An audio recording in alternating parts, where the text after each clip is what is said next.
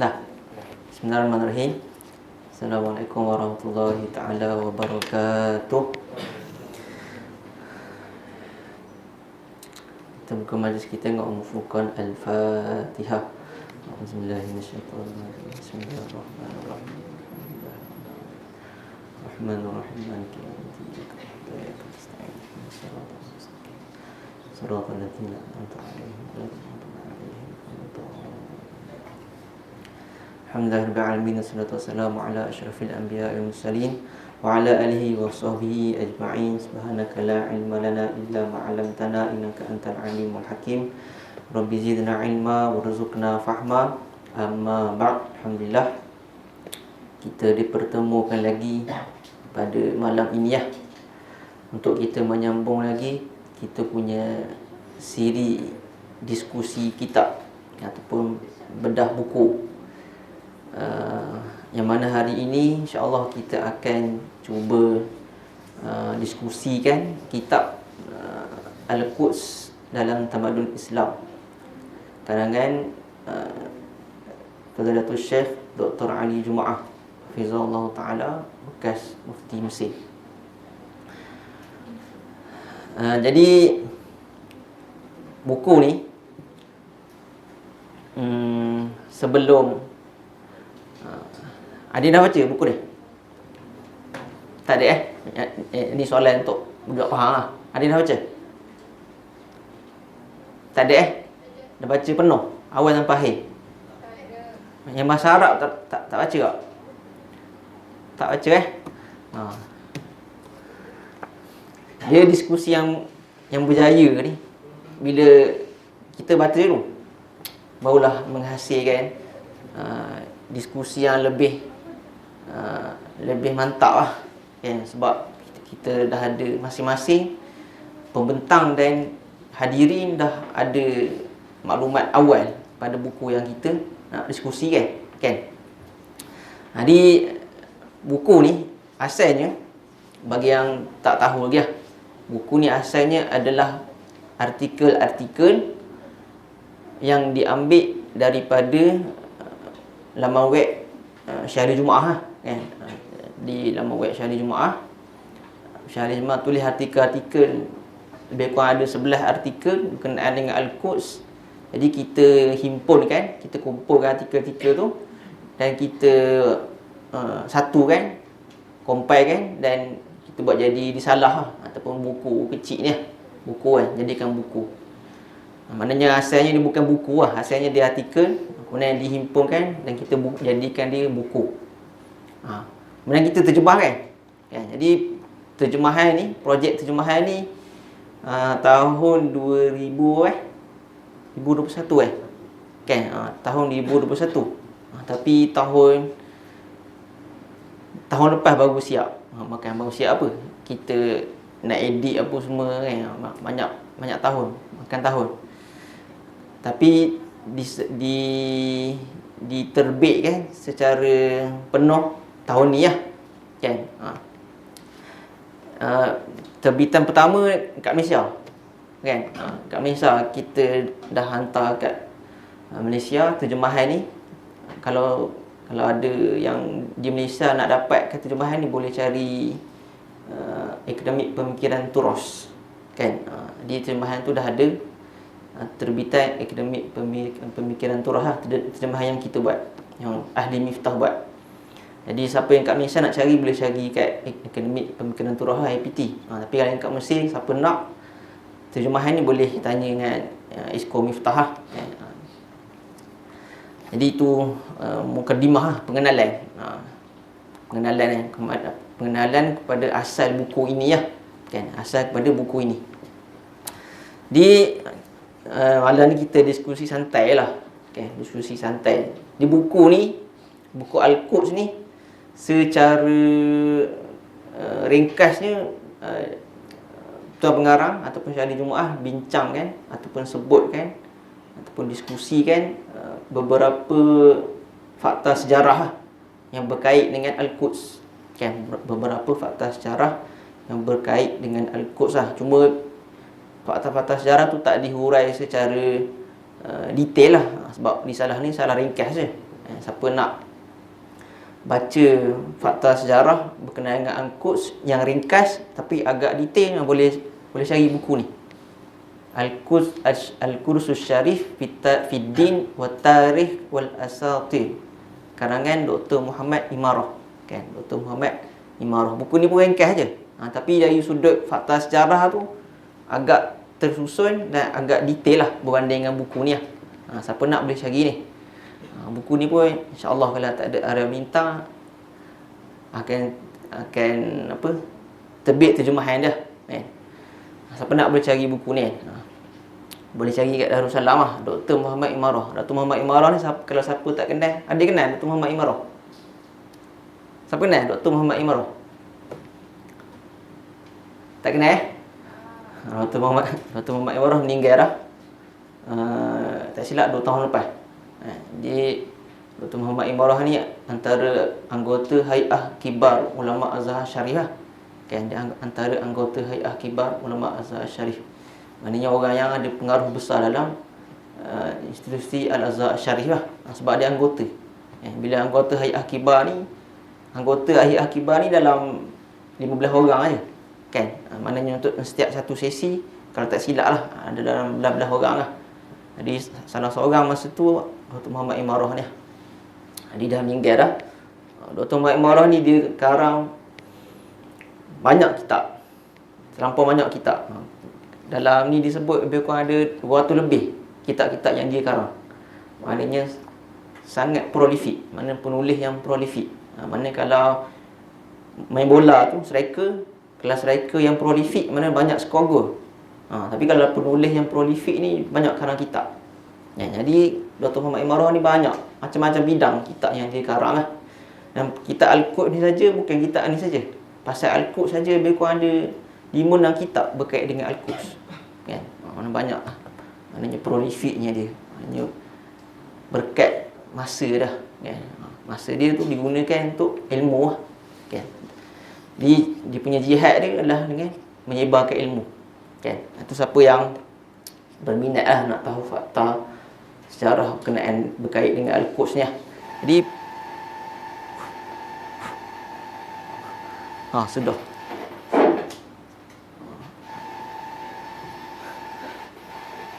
Ada orang ejek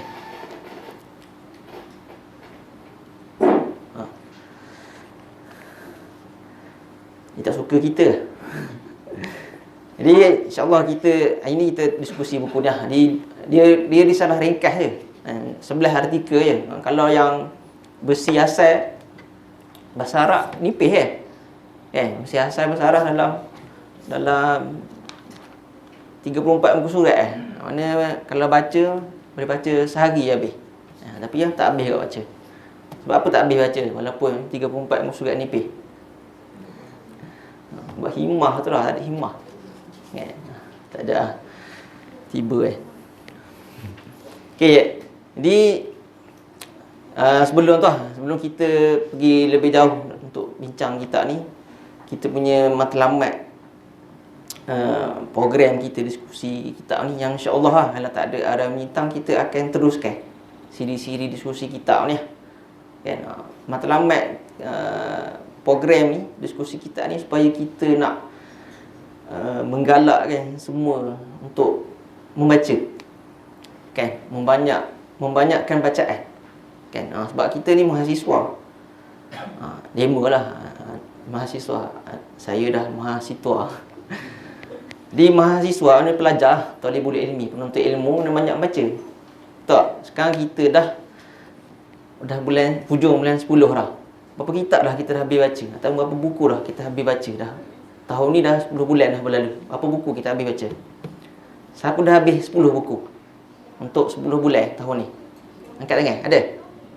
10 buku. Tak ada 10 buku tak ada maknanya berbaki lagi 2 bulan ni kita kena tingkatkan kualiti ataupun kuantiti bacaan kita.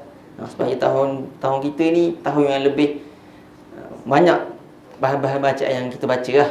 Jadi kita buat diskusi ni sebab kita nak hidupkan budaya membaca dalam kalangan mahasiswa ni ataupun dalam kalangan penuntut ilmu ni. Kita pergi kelas, pergi kuliah, pergi laki dan sebagainya, itu bagus dah. Itu sangat-sangat dituntut lah. Tapi dalam masa sama, penuntut ilmu kena ada satu bacaan sendiri, kan? Mana tak perlu bacaan berat pun, bacaan ringan pun okey. Ni contoh bacaan ringan, kitab nipis ni kan. Maknanya ni sehari boleh habis baca, kan? Ataupun 2 hari lah, kan? Dia ikut himmah masing-masing lah, kan? Kalau himmah dia tinggi, sehari dah habis baca. Jadi kita kena ada bacaan sendiri. Jadi banyakkan bacaan, banyakkan membelik buku. Sebab kita balik Malaysia ni kita tak ada peluang lah nak membaca banyak buku ni. Sebab kita akan sibuk dengan komitmen kerja, komitmen keluarga dan sebagainya. Tapi kalau kat sini kita tak mulakan kata apa, tabiat membaca tu, dia habis belajar habis lah. Betul? Ke tak betul? Betul Jadi kita kena hidupkan budaya membaca dalam diri kita sendiri lah. Sebab minggu lepas pun kita sebut dah kan, antara kenapa umat Islam lemah sebab apa? Salah satunya kejahilan lah, kan? Salah satunya sebab kita ni hidup dalam kejahilan, kan? Sebab tu kita makin lama makin mundur. Di cara nak keluar daripada kejahilan tu kena cari ilmu lah. Betul? Satu cara cari ilmu paling mudah, baca buku. Betul? Betul Siapa tak betul, ikut dia lah. Tak cara pun. Tapi tu lah, kita punya matlamat kita macam tu lah kan. Kita nak ada hidupkan budaya membaca ni. Sebab kita umat Islam, ayat pertama yang diturunkan kepada kita adalah Iqra. Betul? Maknanya kita ni umat Iqra, umat yang dituntut untuk membaca, umat yang dituntut untuk belajar, umat yang dituntut untuk berdiskusi yang berkaitan dengan ilmu. Betul? Tapi lil asaf nahnu lam naqra atau lan naqra. Kita ni malangnya tak nak membaca, ataupun lebih teruk, kita tak nak membaca, sedangkan kita boleh membaca. Betul? Jadi kalau kita boleh membaca tapi kita tak nak membaca, maka kita sama dengan orang yang tak boleh membaca. Betul? Betul? Ke tak betul? Maknanya orang yang boleh membaca tapi tidak membaca sama je dengan orang yang tak boleh membaca, ummi. Betul? Jadi kalau kita tak nak sama, kita kena membaca. Boleh tak? Jadi salah satu, kalau tips lah, tanya apa tips nak tanamkan budaya baca ni, kita tetapkan sehari kena ada bacaan harian sehari paling common lah. Tetapkan 20 minit sehari. Mana 24 jam 20 minit ataupun 10 minit lah kita membaca sehari. Bacalah apa-apa buku pun, tapi buku-buku yang bermanfaat lah. Jangan baca komik pula. Komik tu bagus lah kan, maknanya mengisi masa lapang. Tapi maksud membaca ni, baca buku-buku yang bermanfaat. Sehari 20 minit. 24 jam tu 20 minit je kita peruntukkan untuk baca hari-hari, setiap hari. Buat 40 hari, lepas tu dia akan jadi tabiat. Kan? Buat hari-hari dia akan jadi tabiat. Maknanya tak boleh tinggal. Maknanya sehari tak baca ni, tak lengkap hidup dia. Dia macam sehari tak pegang telefon, macam tu lah dia. Kan? Maknanya kalau tak pegang telefon sehari, tak lengkap seharian dia. Macam tu juga buku lah. Sepatutnya dia macam tu. Dan mimbabil aula buku lah. Patutnya lebih aula pegang buku daripada telefon. Tak? Pegang ni kena lagi kurang daripada pegang buku. Kan? Sepatutnya lah. Boleh tak? Jadi itu mukadimah lah kan. Maknanya kita, nak beritahu kita ummatu Iqra. Kan? Patutnya kena banyak membaca. Maknanya azam lebih kurang baki lagi 2 bulan ni, nak tambahkan bacaan buku. Kan? Okey, sajalah kan. Saja kita nak ambil peluang ni lah, untuk sama-sama banyakkan bacaan. Jadi buku ni ada 11 bab lah. Kan? Ada 11 bab secara ringkas lah. Kita macam biasa diskusi ni, kita tak baca lah sebiji-sebiji kan. Kita ambil poin-poin penting lah. Kita ambil poin-poin penting. Jadi sebelum tu lah, sebelum kita pergi lebih lanjut lah, kenapa soalan lah, kita nak timbulkan persoalan, kenapa kita kena tahu sejarah Al-Quds? Kenapa kita kena tahu, mengapa kita kena tahu sejarah Al-Quds, ataupun lebih umumnya sejarah Palestin lah, kan? Kenapa kita kena tahu? Sebab apa? Ada beberapa sebab lah, kan? Kenapa kita kena tahu sejarah Al-Quds? Salah satu dia, supaya kita tahu siapakah penduduk asal bagi kota Baitul Maqdis ni, kan? Bila kita baca sejarah Al-Quds, kita akan tahu siapakah penduduk asal bagi kota Al-Quds ni, ataupun kota Baitul Maqdis ni, ataupun siapa, golongan manakah yang membuka kota ini, kan? Sebab orang Yahudi dia claim, dia kata dia penduduk asal kota Al-Quds. Betul? Betul? Sebab tu dia kata Al-Quds ni milik diorang, milik Yahudi. Yahudi claim, dia kata Al-Quds ni milik dia, sebab dia kata dia penduduk asal kota Al-Quds ni. Tapi sejarah membuktikan sebaliknya, kan? Itu sebab pertama lah, kita tahu sejarah Al-Quds supaya kita nak tahu siapa penduduk asal Al-Quds. Dan sebab yang kedua, kita tahu sejarah Al-Quds sebab kita tahu mengapa Al-Quds ni direbut oleh 3 agama. Betul? Al-Quds direbut oleh 3 agama. Agama apa? Islam, Yahudi, Kristian. Betul? Jadi Al-Quds ni direbut oleh 3 agama. Islam kata Al-Quds ni milik mereka, milik kita. Yahudi pun kata Al-Quds ni milik mereka. Kristian pun claim kota ni hak mereka, kan? Jadi kenapa kota ini direbut? Jadi kena tengok bersejarah lah. Bila kita baca sejarah, kita tahu kenapa dia direbut, kan? Itu sebab kedua lah. Dan sebab ketiga, kenapa kita kena tahu baca sejarah Al-Quds ni, supaya kita, bila kita baca sejarah Al-Quds, kita tahu. Sebab 3 agama ni mengatakan Al-Quds ni kota suci mereka. Betul? Tapi daripada 3 golongan ni, siapakah yang paling ataupun siapakah yang paling benar-benar memelihara kesucian kota suci ini? Daripada 3 agama ni, siapa yang paling benar menjaga kesucian kota suci Al-Quds ni lah. Jadi kita akan tahu, bila kita baca sejarah, kita akan tahu siapa yang betul-betul menganggap kota suci ni sebagai kota suci dengan memelihara kesucian kota itu lah. Jadi itu 3 sebab utama lah kenapa kita kena tahu sejarah Al-Quds lah. Ada banyak sebab-sebab lain lah, kita ambil sebab-sebab utama lah. Sebab tu kita kena tahu sejarah Al-Quds, kan? Jadi sejarah Al-Quds ni panjang lah, kan? Sejarah Al-Quds ni dia panjang. Seperti mana yang kita tahu lah, masjid ataupun binaan pertama di muka bumi ni adalah apa? Binaan pertama di muka bumi adalah Baitullah, Kaabah. Betul? Baitullah didirikan oleh siapa?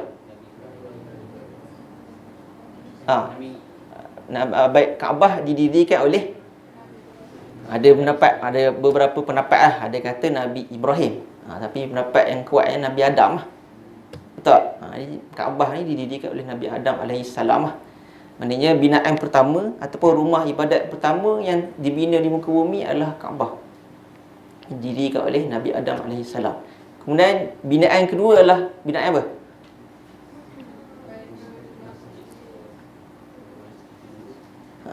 Selepas Masjidil Haram ataupun Baitullah, Kaabah, binaan kedua ataupun rumah ibadat kedua adalah Masjid Al-Aqsa.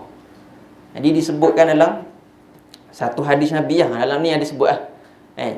Ada sahabat tanya Nabi SAW, selepas Baitullah didirikan, binaan apa yang didirikan? Nabi jawab Masjidil Aqsa lah.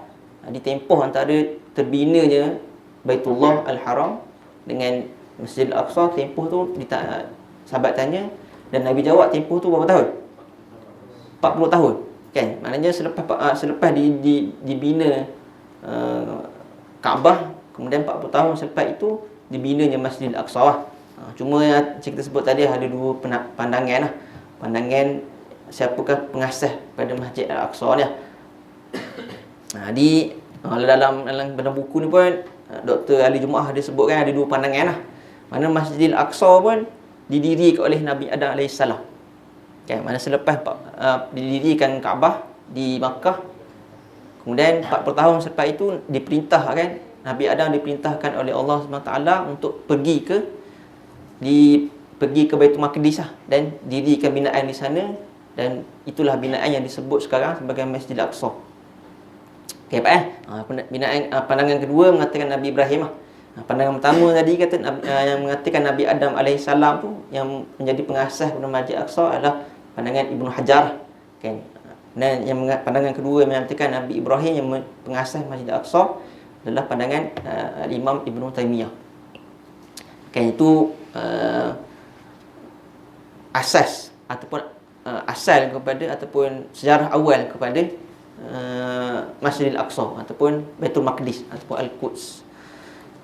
Jadi kita balik kepada sebab pertama kita tadi, siapakah pengasas kepada kota Al-Quds ataupun siapakah penduduk asal kepada kota Al-Quds? Siapa penduduk asal dia? Siapa tahu penduduk asal dia? Siapa yang dah baca tahu lah. Siapa yang dah baca tahu lah. Jadi yang mula-mula masuk ataupun yang membina kota Al-Quds ni ataupun Baitul Maqdis ni adalah suku Arab. Bangsa Arab daripada suku Yabus. Suku Yabus. Suku Yabus ni berasal daripada Jaziratul Arab lah. Jaziratul Arab ni di Hijaz dan di sekitar Yaman lah.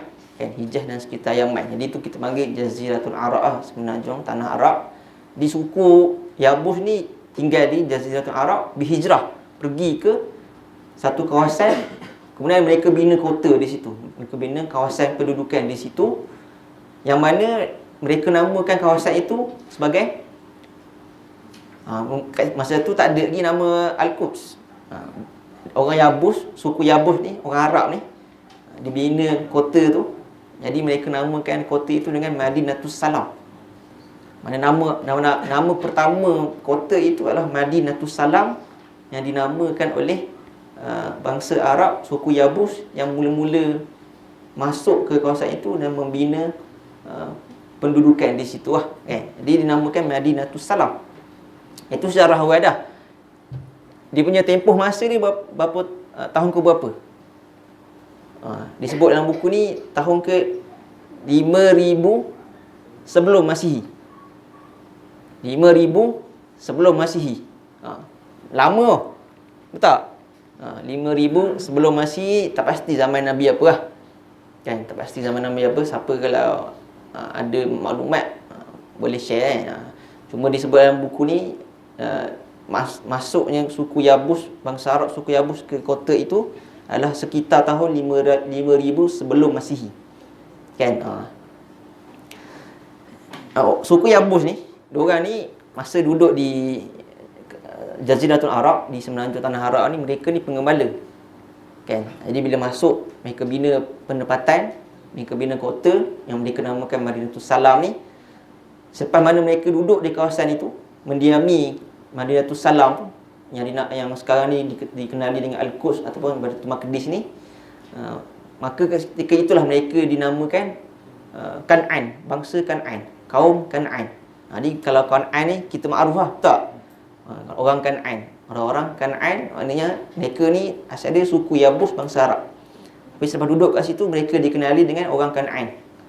Orang Kan'an. Jadi orang Kan'an ni lah yang ditakuti oleh Bani Israel lah, ketika mana Allah SWT memerintahkan Nabi Musa untuk perintahkan Bani Israel seberang daripada Sinai menuju ke Palestin. Dia orang Bani Israel tak nak masuk. Sebab apa? Dalam Quran sebut. Betul tak? Baca Quran tak? Baca dalam Quran sebut Bani Israel ni takut. Siap menganjing. Dia menganjing Nabi Musa kata, mu pergilah, kami duduk sini tak nak masuk. Sebab apa? Dia kata orang Kan'an ni besar-besar. Kalau ada orang pergi masuk, memang mati. Padahal sebenarnya sebelum Allah perintah kan masuk ke Palestin tu, Allah dah janjikan kemenangan. Tapi mereka ni biasalah Bani Israel memang sikap dia suka mengingkari. Bukan setakat para nabi je mereka ingkar, Allah pun mereka ingkar kan. Jadi sebab itulah mereka disesatkan selama 40 tahun. Betul tak? Dalam Quran kita baca kan, disesatkan selama 40 tahun katanya di Sinai lah. Sebab tu siapa pernah pergi Sinai, ada satu tempat nama Wadi Arba'in. Betul tak? Ada pernah pergi? Tak sampai ke? Kena pergi. Tapi bukan pergi sebab nak jadi Bani Israel. Ambil pengajaran lah. Jadi dinamakan Wadi Arba'in, katanya disebabkan bersempena 40 tahun kawasan itu didiami oleh Bani Israel yang disesatkan oleh Allah SWT. Sebab mereka ingkar perintah Allah untuk ikut Nabi Musa pergi masuk ke Palestin. Jadi itu asal lah. Penduduk asal kepada Madinatus Salam. Jadi Al-Quds ni ada banyak nama. Banyak nama melihat dari sudut zaman. Jadi di permulaan Al-Quds ni dinamakan Madinatus Salam lah. Dinamakan oleh orang Kan'an kan. Kemudian beberapa tempoh lepas tu macam kita sebut tadi lah kan, ketika zaman Nabi Musa AS, selepas mereka terlepas daripada dikejar oleh Fir'aun dan tenteranya, selepas itulah Allah SWT perintahkan yang Bani Israel untuk pergi masuk ke Palestin kan. Tapi mereka tak masuk kan. Kemudian selepas itu baru mereka masuk kan. Di zaman Nabi apa mereka masuk? Di zaman Nabi Harun mereka tak sempat masuk. Selepas itu Nabi apa? Tak silap lah. Tak silap Nabi Yusha kan. Nabi Yusha, zaman Nabi Yusha lah barulah Bani Israel ni masuk ke Palestin kan, ke Palestin. Lepas tu banyak lah, ada tahun-tahun lepas tu sehinggalah jadi kita tak cerita lah daripada zaman Bani Israel masuk sampailah ke zaman Nabi Daud. Kita cerita tu panjang lah.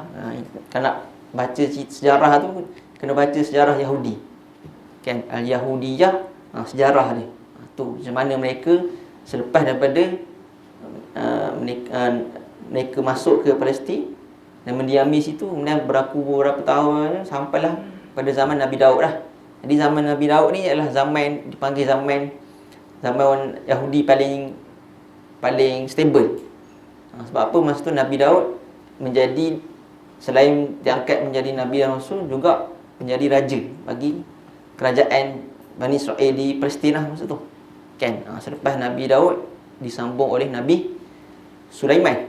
Betul? Jadi zaman Nabi Daud dan Nabi Sulaiman adalah zaman Yahudi paling tenang hidup lah. Sebab kerajaan mereka kuat, dipimpin oleh pemimpin yang kuat kan, iaitu seorang Nabi lah. Dia bermula mereka hidup zaman kacau bila ni selepas Nabi Sulaiman meninggal kan. Lepas Nabi Sulaiman meninggal, kerajaan masa tu, kerajaan Palestin lah, tak ingat nama masa tu nama dia apa, tapi di kerajaan Nabi Sulaiman tu berpecah jadi dua kan, berpecah jadi dua. Satu bahagian, jadi Nabi Sulaiman ni ada 2 orang anak. Jadi 2 orang anak ni berebut nak ganti ayah dia. Dia berebut jadi pecah kerajaan tu kan. Seorang pegang satu bahagian, seorang lagi pegang satu bahagian. Jadi selepas pada tu lah banyaklah berlaku macam-macam siri peperangan lah. Peperangan diserang oleh kerajaan-kerajaan luar kan. Dalam buku ni pun disebut dalam buku ni disebut tahun 950 sebelum Masihi. 950 sebelum Masihi, Nabi Sulaiman membina Masjid Al-Aqsa kan. Nabi Sulaiman membina Masjid Al-Aqsa. Membina kat sini mungkin membangunkan semula binaan yang Nabi Adam telah bina dulu kan. Sebab sama juga dengan Kaabah lah. Kaabah dibina oleh Nabi Adam AS. Kemudian di zaman Nabi Ibrahim dan Nabi Ismail, mereka membina semula binaan yang telah dibina oleh Nabi Adam AS. Jadi mungkin kat sini tahun 900 sebelum Masihi itu Nabi Sulaiman bina Masjid Al-Aqsa tu adalah binaan semula terhadap binaan yang telah dibangunkan, yang dibina oleh Nabi Adam AS. Jadi selepas selepas beberapa beratus tahun lepas itu, iaitu pada tahun 599 Masihi, sebelum Masihi. Jadi itu ingat nak buat slide kan, itu dia bintang slide tapi tak sempat nak buat. Tak apalah. Jadi 599 sebelum Masihi, kerajaan Babylon menyerang Baitul Maqdis. Kan? Jadi ni start bermulanya kejatuhan pemerintahan orang Yahudi lah. Mana selepas Nabi Sulaiman meninggal, wafat, kerajaan berpecah. Selepas itulah Babylon serang. Kan? Babylon serang tahun 599 sebelum Masihi. Kemudian 100 tahun lebih selepas itu, 332 sebelum Masihi, Alexander the Great. Alexander the Great menakluk Jerusalem ataupun Baitul Maqdis lah. Kan? 332 sebelum Masihi. Kan? Itu dia punya garis masa lah, kan? Garis masa dah. Jadi bila Alexander the Great masuk tawan Palestin ni, berlalu zaman beberapa tahun ataupun beberapa ratus tahun selepas itu, masuk pada era Byzantine. Era Byzantine ni era apa? Era Byzantine ni era Rom Timur lah. Kerajaan Rom di timur, dipanggil Byzantine. Jadi era Byzantine ni adalah bermulanya era orang Kristian hidup senang di situ. Sebab sebelum-sebelum ni orang Kristian ada Kristian lah. Sebelum tu lah Kristian hidup ditindas lah. Tapi masuk era Byzantine ni, orang Kristian sudah menikmati kehidupan yang lebih baik. Sebab apa? Sebab Konstantinus I ni mengambil alih tahta Empayar Rom Timur di Byzantine ni. Jadi Konstantinus I ni, sebab tu di nama lama Istanbul kan Konstantinopel kan. Konstantinopel. Mengambil sebenarnya nama dia lah, sebagai penguasa Byzantine waktu itu. Jadi ketika dia jadi mengambil alih tahta, orang Kristian hidup dalam keadaan yang lebih baik lah. Sebab apa?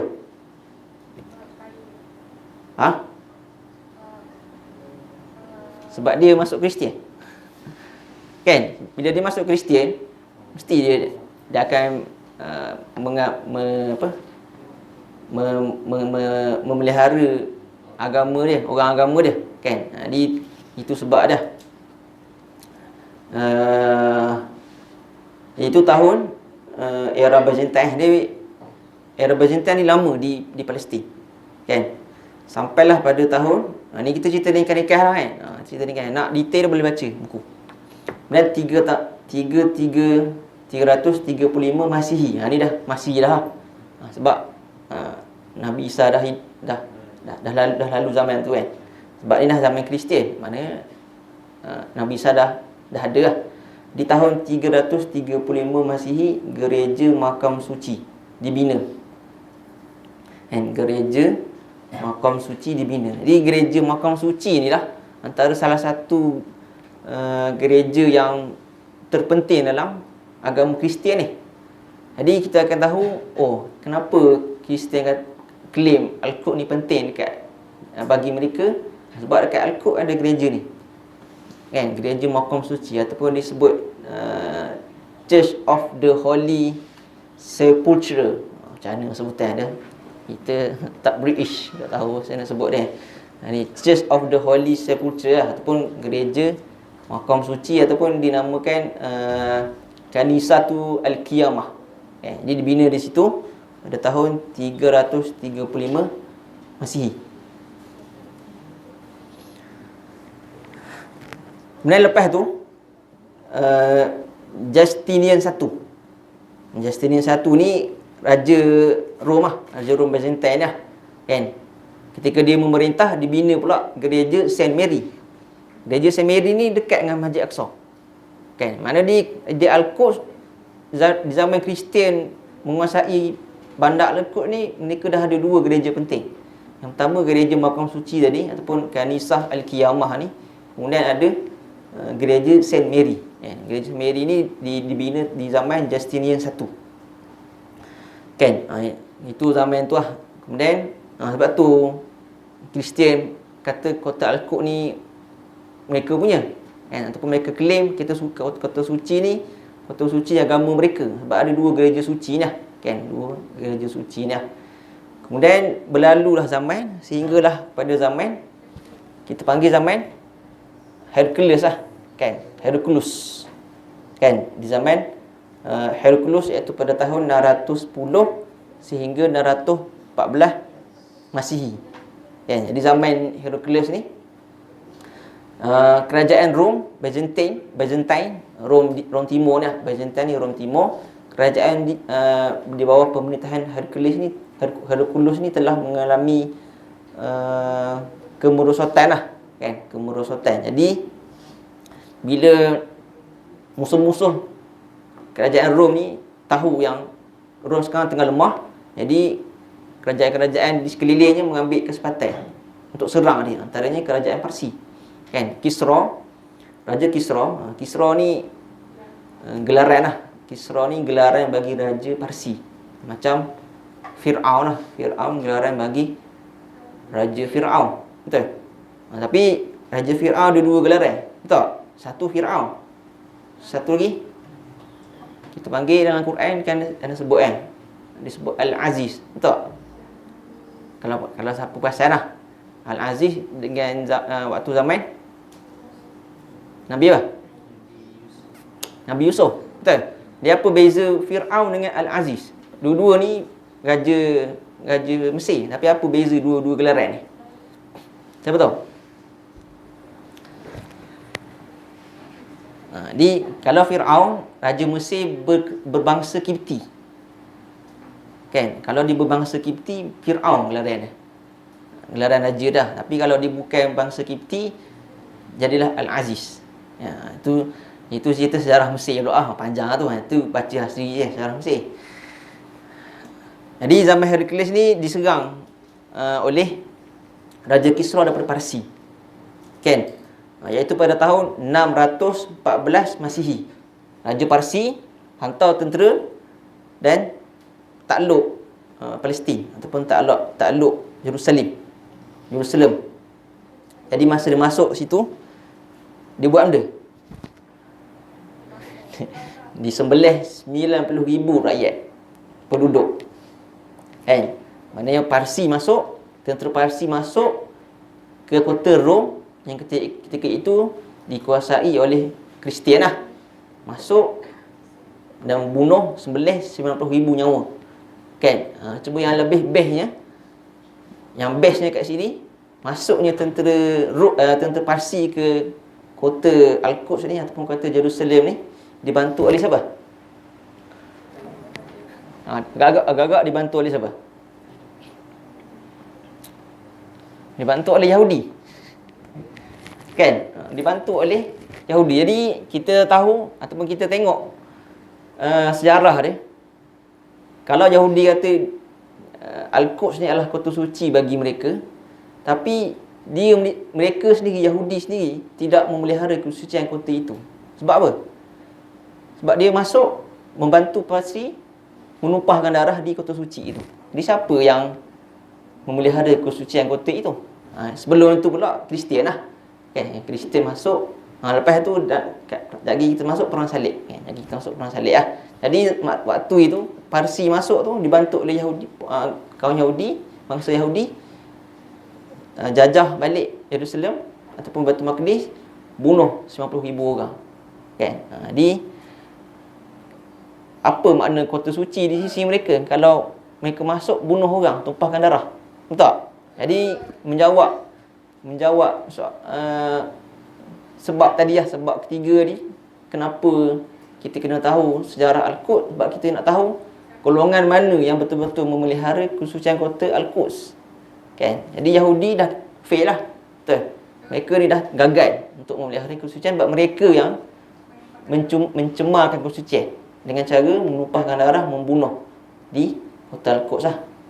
Kemudian itu tahun apa dia? 614 Masihi. Waktu ni dah diutuskan belum Nabi Muhammad? Dah diutuskan belum? 614 Masihi.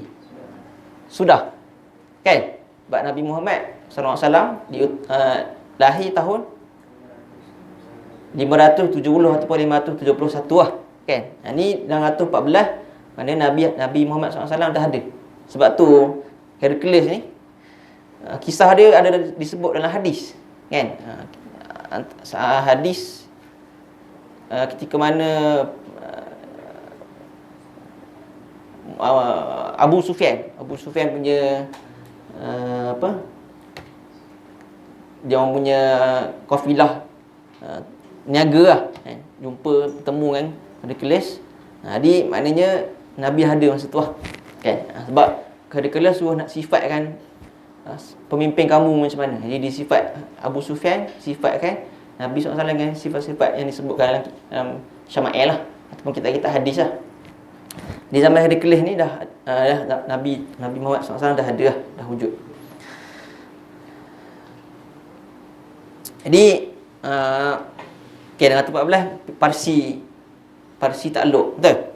Parsi takluk, kemudian tak lama lepas tu, beberapa tahun lepas itu, 627 Masihi, Hercules dikumpul balik tentera-tentera dia, tawan balik Jerusalem. Kan, tawan balik Jerusalem daripada Parsi. Kan, tawan balik daripada Parsi. Kan, jadi dalam nilah, daripada sejarah nilah turunnya ayat ataupun turunnya surah Ar-Rum. Tak? Tak? Surah Ar-Rum. Surah apa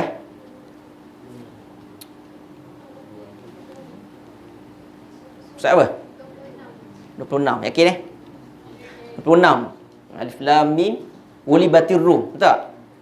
Telah dikalahkan oleh Rum telah dikalahkan. Ni dikalahkan ni ketiga zaman ni lah. Zaman Hercules.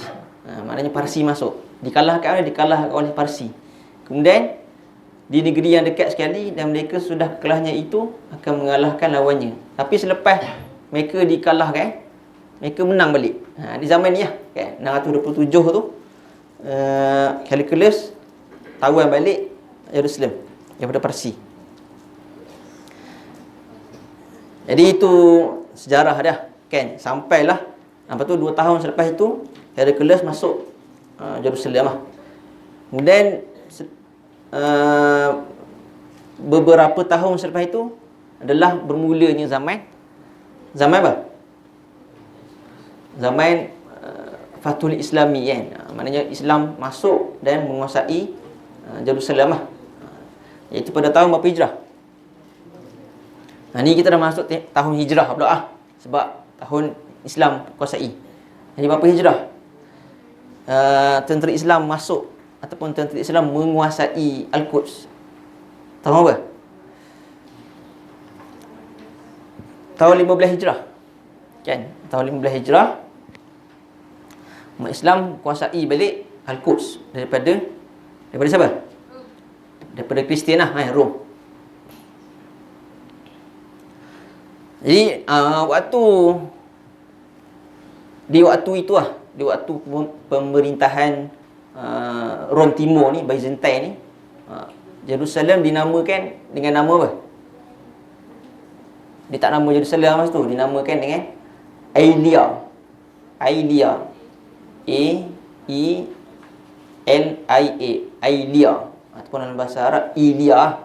Kan? Ilia. Maksudnya Ilia ni ataupun Aelia ni adalah nama lama Al-Quds ataupun nama-nama Jerusalem, nama lama Jerusalem ketika zaman pemerintahan Rom. Kan?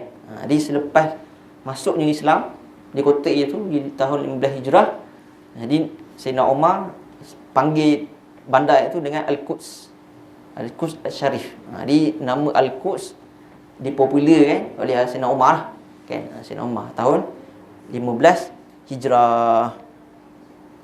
Jadi zaman Islam ni panjang lah. Zaman Islam di Al-Quds ni panjang lah. Maksudnya selepas zaman khilafah Ar-Rashidah, iaitu Sayyidina Umar, Sayyidina Uthman, Sayyidina Ali. Kemudian disambung oleh zaman kerajaan Umayyah. Kemudian disambung oleh zaman kerajaan Abbasiyah. Kemudian dia ada selit juga zaman ketika mana kerajaan Mamalik, kerajaan Fatimiyah dan kerajaan Ayyubiyah. Kan? Kemudian barulah pergi pada zaman Turki Uthmaniyah. Cuma dalam sejarah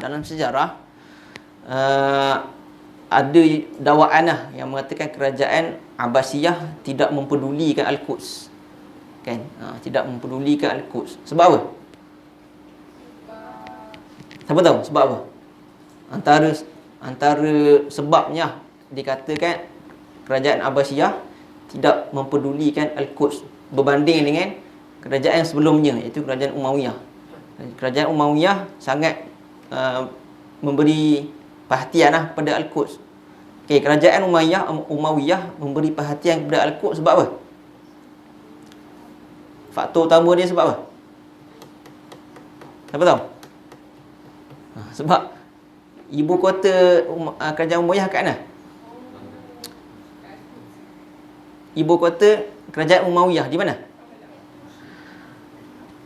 Di mana? Oh, sejarah form 4, form 5. Betul tak? Saya tahu kot syllabus kita lain kot. Di Syam. Betul tak? Di Syam ada ibu kota kerajaan Umayyah di Syam. Di Syam, Baitul Maqdis ni letak dalam negeri Syam. Betul tak? Sebab Syam ni Syam dulu luas lah. Syam dulu 4 negara. Betul tak? Mana kalau sekarang ni Syam merangkumi Syria, Palestin, Lebanon, Jordan. Kan? Itu Syam dulu lah. Jadi Baitul Maqdis ni ataupun Al-Quds ni duduk di dalam negeri Syam. Sebab tu kerajaan Umayyah, ibu kota mereka di Syam, di Damsyik, kan? Damsyik, Damaskus. Jadi sebab tu kota Damsyik dan kota Al-Quds ni dekat. Jadi sebab tu mereka ni sangat memberi perhatian yang besar, tinggi kepada Al-Quds ni. Tapi di zaman kerajaan Abbasiyah, kenapa ada dakwaan yang mengatakan kerajaan Abbasiyah ni, pemimpin-pemimpin ataupun penguasa-penguasa kerajaan Abbasiyah tidak memberi perhatian yang penuh kepada Al-Quds, kota Al-Quds. Padahal kota Al-Quds ni di bawah kekuasaan mereka lah zaman itu. Sebab apa ada dakwaan tu?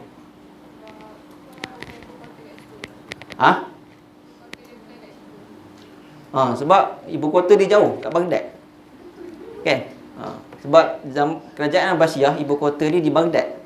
Jadi Baghdad ni agak jauh daripada Al-Quds. Jadi mana penguasa-penguasa Abbasiyah ni duduk di Baghdad. Sedangkan Al-Quds agak jauh. Jadi sebab tu ada dakwaan yang mengatakan penguasa-penguasa, pemimpin-pemimpin Abbasiyah tidak menghiraukan Al-Quds. Tapi itu dakwah-dakwah yang tidak benar lah.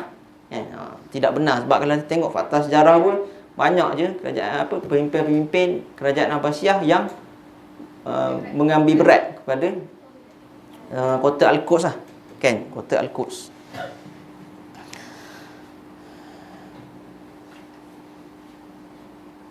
Kalau baca dalam buku ni pun di Baitul Maqdis pun pernah berlaku beberapa siri gempa bumi. Kan? Telah berlaku beberapa siri gempa bumi. Antara yang disebut dalam buku ni pada tahun 158 Hijrah. 158 Hijrah kena gempa bumi. Jadi waktu itu Al-Quds di bawah penguasaan Abbasiyah, ataupun lebih tepatnya di bawah penguasaan Khalifah Al-Mahdi. Kan? Al-Mahdi ni raja ataupun penguasa daripada Abbasiyah. Kan? Jadi bila gempa bumi berlaku, Masjid Al-Aqsa ni rosak Kan? Rosak. Jadi Khalifah Al-Mahdi ni ambil tanggungjawab untuk baiki balik. Kan? Untuk baiki balik binaan-binaan yang roboh pada Masjid Al-Aqsa lah. Kan? Kemudian lepas tu ada zaman Khalifah Harun Ar-Rasyid. Kan? Cuma zaman Khalifah Harun Ar-Rasyid ni, walaupun orang kata dia zaman dia adalah zaman keemasan kerajaan Abbasiyah, Kan? Tapi zaman dia tu ketika dia memerintah kerajaan Abbasiyah, waktu tu dia menjalin hubungan baik dengan orang Kristian. Kan? Disebut dalam buku ni dia menjalin hubungan dengan Kaisar Charlemagne. Macam mana sebut itu. Jadi bila dia buat hubungan baik dengan Kristian ni, jadi dia bagi kebenaran kat orang Kristian untuk bina balik, baik pulih balik gereja-gereja yang rosak. Kan? Itu tahun di zaman Khalifah Harun al-Rashid lah. Dan kat sini disebut membaik pulih gereja Saint Mary. Kan? Gereja Saint Mary. Kemudian awal kurun ketiga Hijrah, gempa bumi lagi. Kan? Jadi waktu itu pula adalah zaman pemerintahan Khalifah Al-Ma'mun. Mana Al-Ma'mun selepas Harun al-Rashid, Harun al-Rashid sampai Al-Ma'mun tak ingat lah. Tapi yang pasti selepas dah. Sama ada selepas direct ataupun selepas beberapa pemerintah. Di gempa bumi berlaku juga waktu zaman Khalifah Al-Ma'mun.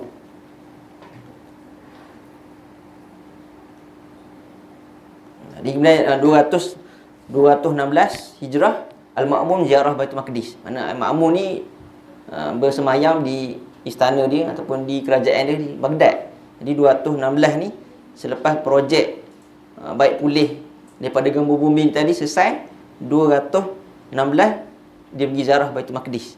Maknanya tak tepat lah kalau kata orang-orang Abbasiyah tidak menitik beratkan ataupun tidak memberi perhatian kepada Al-Quds. Sebab banyak je fakta-fakta sejarah yang menunjukkan sebaliknya. Yang antaranya ni lah, Khalifah Al-Ma'mun pergi ziarah Baitul Maqdis. Kemudian bukan itu saja lah. Bukan itu saja, ketika mana dia pergi ziarah, diperkenalkan mata wang Al-Quds. Kan? Maknanya nak memberitahu peristiwa projek baik pulih Masjid Al-Aqsa ni, yang runtuh ni, yang roboh ni.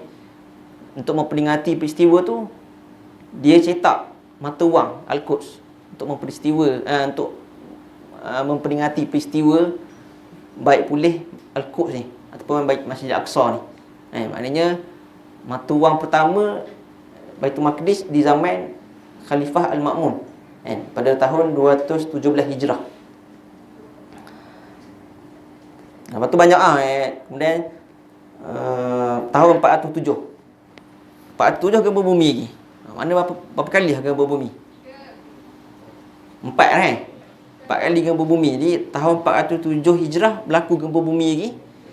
Cumanya masa tu Al-Quds ataupun Baitul Maqdis berada di bawah penguasaan dinasti Fatimiyah. Kan? Dinasti Fatimiyah ni ibu kota dia di Mesir lah. Kan?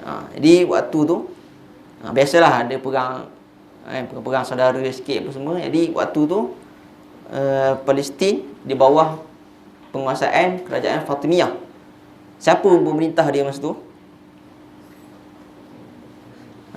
Khalifah Al-Hakim bi Amrillah.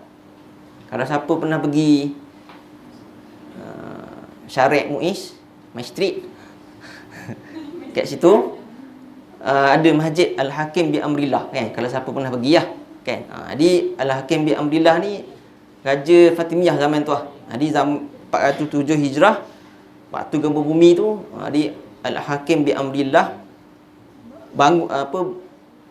bangunkan projek baik pulih balik Masjid Al-Aqsa yang roboh ataupun Kubah As-Sakhrah yang roboh. Lepas tu ada beberapa siri. Lepas tu ada gempa bumi lagi lah, 425 gempa bumi.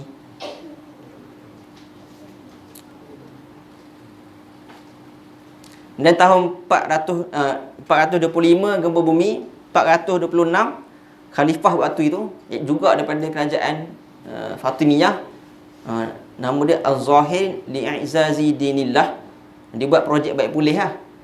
Buat projek baik pulih Masjidil Aqsa, yang mana binaan yang dia baik pulih tu adalah binaan yang kita dapat tengok sekarang, zaman sekarang. Masjidil Aqsa ataupun kompleks Masjidil Aqsa yang kita dapat lihat sekarang ni adalah binaan yang berlaku pada tahun 426 Hijrah kan, ataupun 1034 Masihi. Kan, itu zaman Islam lah. Kan, maknanya zaman Islam menguasai Baitul Maqdis. Mana bermula daripada 15 Hijrah sampai lebih kurang 400 lebih Hijrah. Kan, ataupun 134 Masihi, lebih kurang lah. Selepas itu bermula zaman kegelapan lagi Baitul Maqdis, iaitu bermulanya apa? Bermulanya perang salib. Kan, bermulanya perang salib. Perang salib mula tahun apa? Perang salib bermula pada tahun 1095 Hijrah. Kan, 1095 Hijrah. Jadi permulaan perang salib. Maksudnya permulaan perang salib bermula maknanya tercetus. Idea tercetusnya perang salib ni, iaitu pada tahun 195 Masihi. 195 Masihi, sebab ada seorang pop ni, mana pop daripada Kristian lah, Pop Urban II. Pop Urban II buat ucapan untuk pergi ambil balik Jerusalem yang telah dijajah oleh Islam. Jadi ucapan dia ni telah menyemarakkan semangat-semangat orang Kristian di Eropah masa tu untuk himpunkan tentera dan pergi serang Jerusalem. Kan? Itu tahun 195 lah. Kan? 195. Jadi dari tempoh 1096 sehinggalah 1291. Mana berapa tahun? 100 lebih. Tak. 1096, 1291, 1 lebih dekat 200 lah. Dekat 200 tahun. Itu tempoh perang salib. Maknanya perang salib ni ada banyak siri lah. Mana ada banyak angkatan. Siapa pernah tengok filem Kingdom of Heaven, dia tahu lah. Siapa pernah tengok Kingdom of Heaven? Tak pernah tengok Kingdom of Heaven ni dia cerita pasal perang salib. Dan dalam Kingdom of Heaven ni ada disebut ataupun diletakkan di adanya watak Salahuddin Al-Ayyubiyah dalam filem tu kan. Cuma bagusnya filem ni dia tak lipat fakta sejarah tu. Maknanya dalam filem tu ditunjuk Saladin menang. Kan, mana Saladin menang dan kuasai balik Jerusalem. Jadi sebelum tu ada beberapa siri perang salib lah. Beberapa siri lah. Mana daripada 1096 sampai 1291 tu ada banyak siri-siri peperangan salib.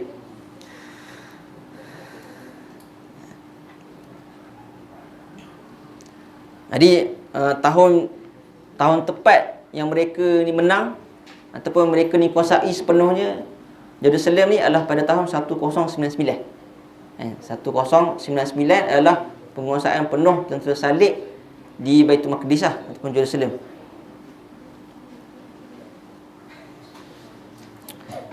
Dan 1099 Masihi. Di Saladin menang ataupun Saladin kuasai balik, Salahuddin Al-Ayyubi kuasai balik Al-Quds ataupun Baitul Maqdis ataupun Jerusalem ni tahun berapa?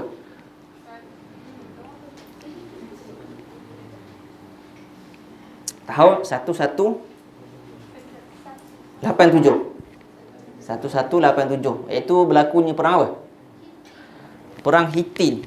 Kan? Perang Hittin ni lah yang menyebabkan tentera salib kalah dengan angkatan tentera Salahuddin Al-Ayyubi. Kan? Masa tu kerajaan Ayyubiyah lah. Jadi pada tahun 1187, hari tahun 1187 adalah tahun di mana Islam menakluk semula Baitul Maqdis. Lepas tu berapa ratusan tahun selepas tu masih di bawah penguasaan Islam lah, kan? Sehinggalah tahun ke berapa? Kan? Daripada 1187 sehingga tahun berapa penguasaan Islam di Baitul Maqdis? Siapa tahu?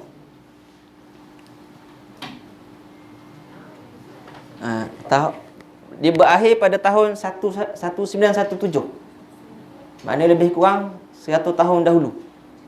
Kan? Maknanya 1187 sehingga 1917. Maknanya berapa ratus tahun di bawah penguasaan Islam. Beratus tahun lah, kan, lama. Jadi 1917 adalah waktu ataupun tahun yang zaman di mana berakhirnya penguasaan Islam di Baitul Maqdis. Sebab apa?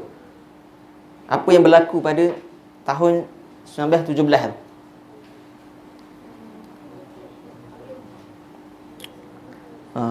1917 tu British mengambil alih pentadbiran Al-Quds. Dia ambil alih daripada siapa? 1917 British ambil alih pentadbiran Al-Quds daripada siapa? Teruk tu sejarah demo ya. 1917 British ambil alih penguasaan Al-Quds daripada siapa? Turki Uthmaniyah. Kan? Masa tu kan khilafah di bawah Turki. Betul? Jadi lepas Turki kalah perang, sebab Turki ni dia join perang dunia pertama, kalah. Salah satu implikasi kepada kekalahan Turki di perang dunia pertama, salah satu faktor dia British ambil alih Al-Quds. Jadi selama beratus tahun ni di bawah penguasaan Islam, akhirnya 1917 adalah tahun di mana Al-Quds jatuh balik ke tangan orang muka Islam lah. Kalau kat sini jatuh di tangan kerajaan British. Di sebelum tu 1018 Sultan apa turun tahta? 1018 masih Sultan Abdul Hamid II, kan? Sultan Abdul Hamid II, kan? Di 1908 Masihi adalah tahun di mana Sultan Abdul Hamid II diturunkan tahta lah, kan? Kemudian beberapa tahun lepas tu 1917 tamat penguasaan Turki Uthmaniyah ke atas Al-Quds, dan pentadbiran Al-Quds diambil alih oleh British. Kemudian beberapa tahun lepas tu selepas dikuasai oleh British, sehinggalah pada tahun 1948 ada peristiwa apa yang penting? Peristiwa Nakbah, kan? Ataupun sebelum tu ada deklarasi Balfour, kan? Deklarasi Balfour ni adalah perjanjian yang memberi jaminan kepada Yahudi bahawa mereka akan membina negara di Palestin. Jadi itu isi perjanjian deklarasi Balfour. Jadi tahun 1948 tu, iaitu beberapa bulan selepas itu, tak silapnya bulan Mei lah, kan? Bulan Mei didirikan negara haram Israel, kan? 1948. Sebab tu kita sambut Hari Guru 16 Mei, betul? Tapi sehari sebelum tu, 15 Mei, hari apa? Hari Nakbah. Hari Nakbah ni maksud hari malapetaka lah. Dia malapetaka bukan untuk Palestin saja, malapetaka bagi umat Islam.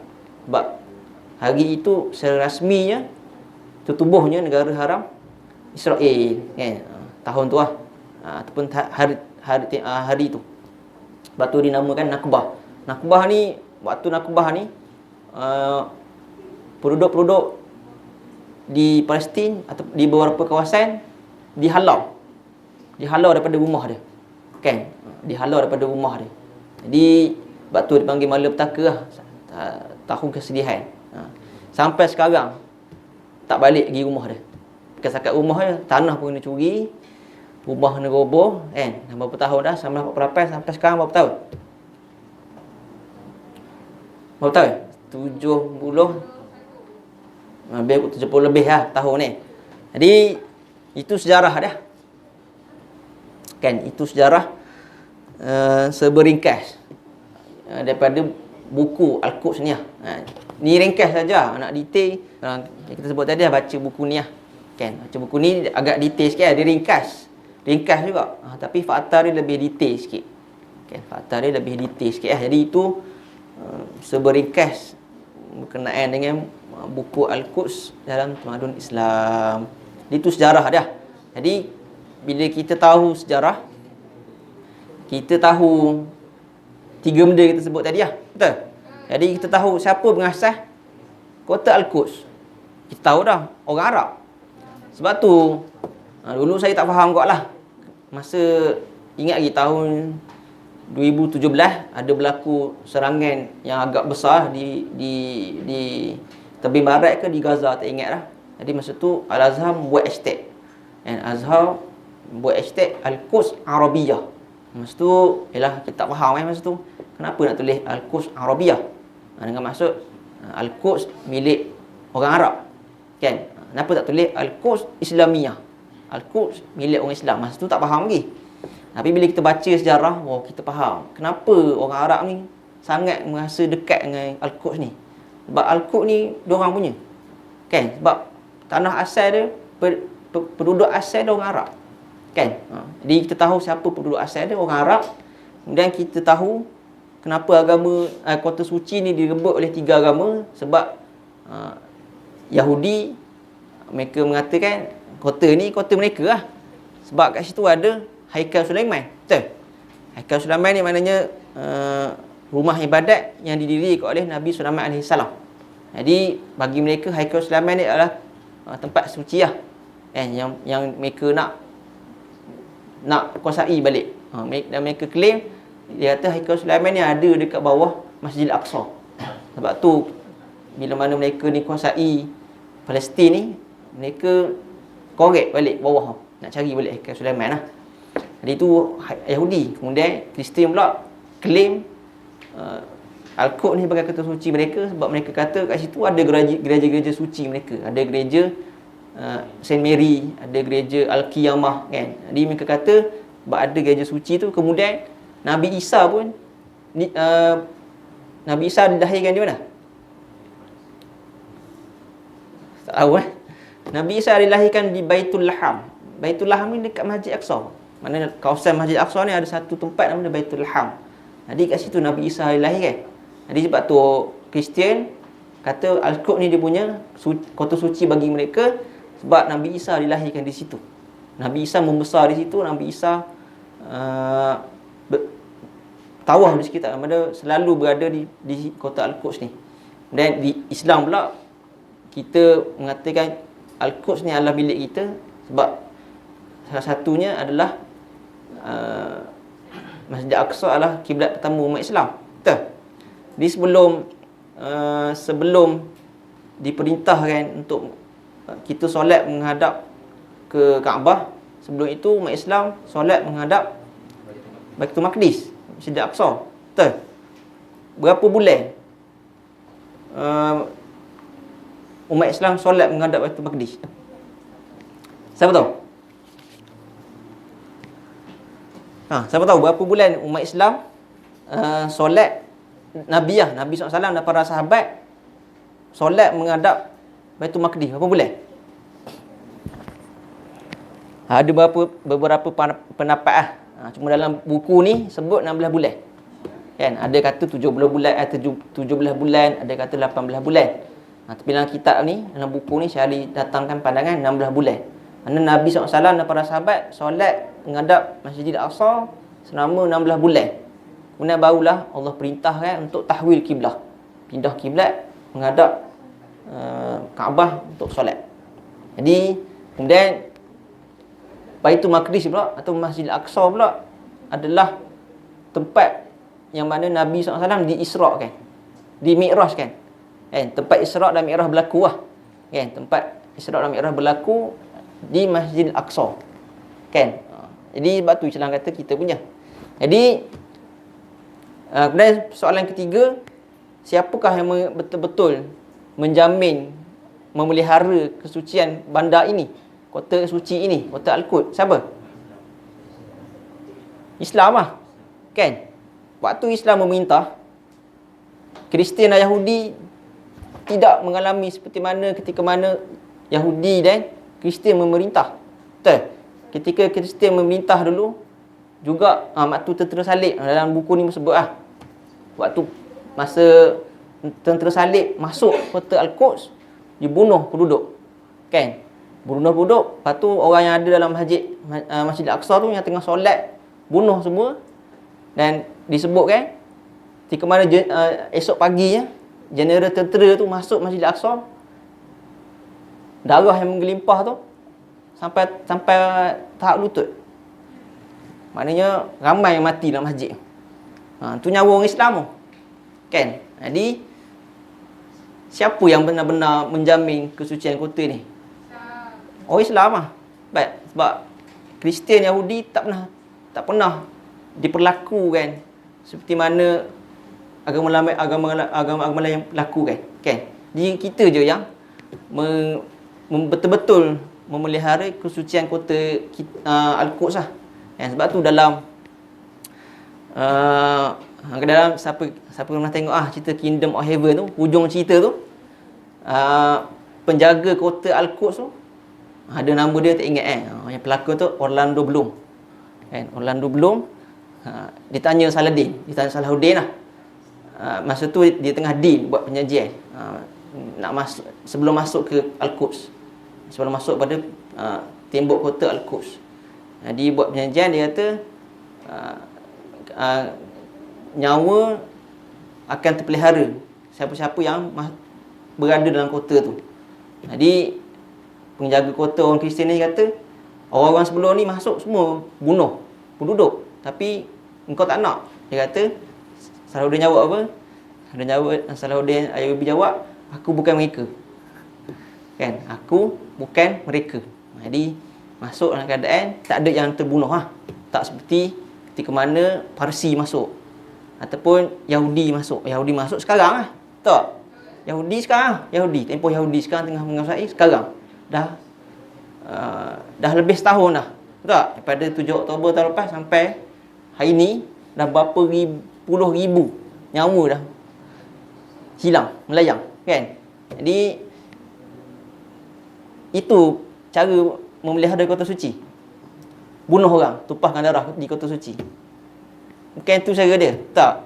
Jadi sebab tu dalam buku ni Dr. Muhammad Imarah di bab penutup dia kata apakah solusi untuk kota ni supaya tidak berlaku pertumpahan darah. Solusi dia satu je. Bagi Islam pegang kota ni. Kan? Tapi nak sampai kepada situ banyak benda lah. Betul? Banyak benda lah. Banyak benda. Banyak benda ni maknanya kita dah sebut dah minggu lepas kan. Siapa ada datang minggu lepas, sebab tu minggu lepas kita diskusi kitab Batinul Ithmi ni, sebab buku tu lah, ataupun kalau tanya macam mana umat Islam nak menang balik, jawapan dia ada dalam buku tu. Kan? Batinul Ithmi. Dia tak susah pun. Maknanya tak ada pun kita kena hantar tentera umat Islam kepung kan. Itu sudut lain lah. Tapi yang paling penting adalah diri kita sendiri, setiap umat Islam tu sendiri kan. Sebab tu dah dekat di akhir buku dia buat benda. Syekh Muhammad Buti dah sebutkan beberapa perjanjian lah. Betul? Perjanjian yang dia kata perjanjian ni aku, iaitu pengarang Syekh Muhammad Buti, buat perjanjian dengan engkau, iaitu pembaca buku ni, untuk sama-sama kita pegang perjanjian kita, janji kita kan. Janji pertama dia benda solat subuh bersama jemaah pertama di masjid-masjid terdekat. Betul?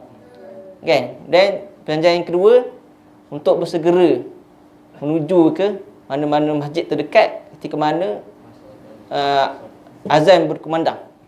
Kan? Untuk solat jemaah di jemaah yang pertama. Kan? Jadi itu benda paling basic lah, yang semua orang, terutamanya lelaki lah. Kan? Terutamanya lelaki untuk kita usaha. Sebab benda-benda ni lah membantu pada kemenangan umat Islam. Betul? Benda ni yang boleh membantu pada kemenangan umat Islam. Sebab tu dalam seruan azan pun muazzin sebut benda hayya 'alal falah. Betul? Marilah menuju kejayaan. Dengan makna lain, marilah menuju kemenangan.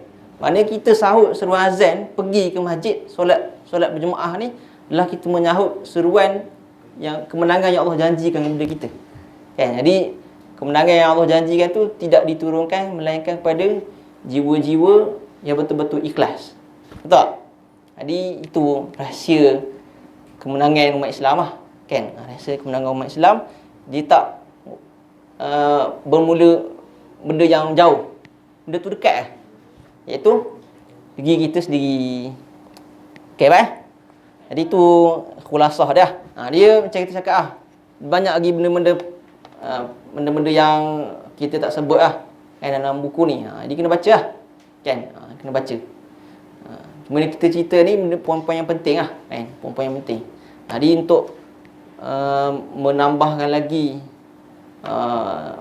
bacaan kita, macam saya cakap tadi, bacalah buku ni kan. Al-Quds Asy-Syarif Fiddin wa Tarikh wal Asatir. Kan? Dalam buku ni bincang pasal sejarah, fakta sejarah, kemudian cerita berkenaan dengan dongeng-dongeng yang ditimbulkan oleh puak Yahudi dan Kristian, kemudian menjawab balik dongeng-dongeng mereka lah. Antaranya mereka kata contohnya Yahudi mengatakan Palestin ni telah dijanjikan oleh Allah kepada mereka. Sebab apa? Mereka kata disebut dalam kitab suci mereka, dalam Old Testament. Old Testament ni Al-Ahdul Qadimah, perjanjian lama kan. Maknanya Taurat ke dan sebagainya, sebut dalam kitab suci mereka sebut Allah janjikan Palestin ni untuk bangsa mereka, bangsa Yahudi, kaum Yahudi. Tapi dakwaan-dakwaan itu semua telah dijawab oleh Dr. Muhammad Imarah. Itu dongeng mereka saja. Kan? Jadi berapa banyak lagi lah. Jadi itu serba ringkas berkenaan dengan kita punya diskusi kita pada malam ini. Jadi ada soalan sebelum kita tutup? Siapa nak bersih bahasa Arab, boleh minta dengan Esko Miftah. Ada kan PDF ni. Ada siapa nak boleh minta, ataupun siapa nak PDF bahasa Arab boleh minta dengan saya lah. Kan? Ataupun nanti kita share dekat Facebook ke, link dia kan. Okay, ada soalan sebelum kita tutup?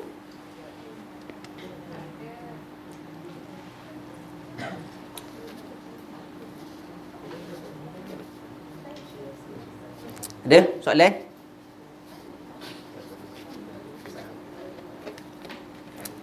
Tak ada? Dia tak ada soalan, kita maknanya diskusi kita ni bukan habis sini lah. Kan? Maknanya bukan habis sini. Maknanya selain baca balik, baca lah kan. Buku ni 75 muka surat lah. Kan? 75 muka surat ni sehari baca 20 muka, ataupun sehari baca 40 muka. 2 hari habis lah. Tak? Boleh tak azam baca? Azam nak habiskan baca. Supaya benda yang kita diskusi ni, dengan kita baca sendiri lebih sedap lah. Kan? Lebih membantu, lebih memberi kefahaman kepada kita lah. Boleh? Kemudian macam kita sebut tadi lah, kita bincang berkenaan dengan Al-Quds ni bukan semata-mata nak tahu sejarah Al-Quds saja. Jadi kita mesti sama-sama berjuang lah. Berjuang untuk memenangkan Al-Quds. Kan? Di perjuangan kita memenangkan Al-Quds ni bukan dengan senjata, senapang ke, bukan. Perjuangan kita memenangkan Al-Quds ni, kita sebagai penuntut ilmu di sini, perjuangan kita apa? Untuk memenangkan Al-Quds, perjuangan kita adalah betul-betul menuntut ilmu lah. Betul? Sebab kalau kita betul-betul menuntut ilmu, menguasai ilmu, kemudian balik kita khidmatkan kepada masyarakat, maknanya kita hilangkan kejahilan daripada masyarakat. Mana bila kita menuntut ilmu sungguh-sungguh, maknanya kita hilangkan kejahilan diri kita. Kita balik, kita berkhidmat kepada masyarakat, kita nak hilangkan kejahilan dalam kalangan masyarakat pula. Jadi bila hilangnya kejahilan secara sikit demi sedikit ni, faktor-faktor inilah yang membantu pada umat Islam menang. Sebab umat Islam ni menang dengan ilmu. Betul tak? Bukan menang dengan semangat. Betul tak? Ke salah? Dia menang dengan ilmu. Sebab tu ilmu dengan semangat ni, ilmu ni bulat besar, semangat ni bulat kecil. Bukannya semangat bulat besar, ilmu bulat kecil. Tak ada. Kan? Dia ilmu ni bulat besar, kemudian semangat ni bulat kecil. Semangat ni yang akan menyebabkan memberi semangat kepada untuk besar lagi ilmu ni. Jadi dia kemenangan umat Islam dia begitu. Kan? Jadi kita lah. Kita yang menjadi ejen-ejen kemenangan. Kita sebut dia. Kita sebagai ejen-ejen kemenangan. Kan? Dia bermula daripada kita. Belajar betul-betul kan? Belajar betul-betul. Boleh? Dan esok subuh Jumaat. Boleh? Laki Boleh? Subuh kena Jumaat. Kan? Barulah umat Islam menang. Kan? Subuh pun subuh gajah, subuh dinosaur. Lambat lagi umat Islam nak menang. Betul tak? Jadi kemenangan umat Islam tu mula pada diri kita sendiri. Kita sendiri. Betul? Boleh? Kena azam. Boleh? Jadi umat Islam menang dengan ilmu. Boleh? Wallahu ta'ala a'lam wa alam. InsyaAllah kita siri diskusi kita ni kita akan sambung lagi lepas ni lah. Cuma bukan minggu depan lah. Mungkin 2 minggu lagi ke, 3 minggu lagi ke. Kan? InsyaAllah dah tak ada arah bintang kita diskusi kitab Al-Islam wal Mushkilatus Syabab. Karangan Dr. Muhammad Said Ramadan Al-Buti yang satu set yang kita sebut itu salah satu set tu ada buku ni ada risalah ni Al-Islam wal Mushkilatus Syabab, Islam dan permasalahan para pemuda. Di kat sini Syekh Ramadan Al-Buti sebut apa sebenarnya masalah orang muda ni. Kan? Macam kita sebut sebelum ni Syekh Ramadan Al-Buti ni bila dia sebutkan masalah, dia tak sekadar lontarkan masalah saja. Selepas itu dia akan datangkan solusi dia. Kan? Macam buku Batinul Ismi tu kan, sebut apa penyakit umat kita dan apakah ubat dia. Betul? Sambung dengan buku ni sebut apakah masalah orang muda, pemuda umat Islam, kemudian apakah solusi kepada permasalahan umat Islam ni. Kan? Jadi insya-Allah kalau tak ada arah melintang kita diskusi buku ni lah. Kan? Al-Islam wal Mushkilatus Syabab, Islam dan permasalahan para pemuda, karangan Dr. Muhammad Said Ramadan Al-Buti rahimahullah taala. Mungkin 2 minggu lagi ataupun 3 minggu lagi ke. Boleh beli dulu. Baca dulu kan. Baca dulu baru diskusi kita ni seronok. Diskusi 2 hala. Maknanya ada soalan. Saya tak faham ni pengarang sebut apa ataupun apa maksud pengarang kat sini. Jadi kita bincang. Baru seronok. Kalau satu hala je, satu hala ni yang dia jadi agak bosan dan agak ketiduran nanti. Jadi kena baca dulu kan. Baru kita ada maklumat awal, otak kita syarah. Ini dah bincang ni. Boleh? Allahu ta'ala a'la wa a'lam. Kita tangguh majlis kita kan tasbih kafarah dan suratul As.